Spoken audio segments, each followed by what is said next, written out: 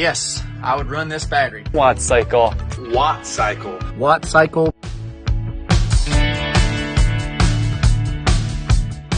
The length of this battery is only 8.2 inches long. It's 6.6 inches in width and only 10.24 inches in height. So it's a fairly small battery.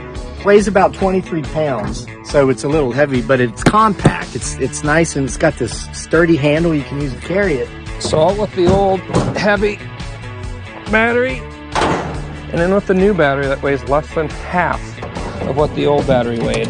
10-year lifespan, which is more than 3 times the lifespan of the old traditional acid power batteries. So far so good and so simple.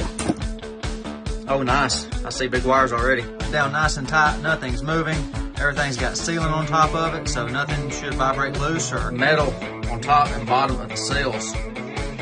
Metal side plates hold it in compression, bolted down to the bottom, so it's got a steel plate in the bottom for support. So yeah, that's pretty cool. It's the first time I've seen that in one of these 12 volt units. 1,327 watt hours out of the Wattcycle battery.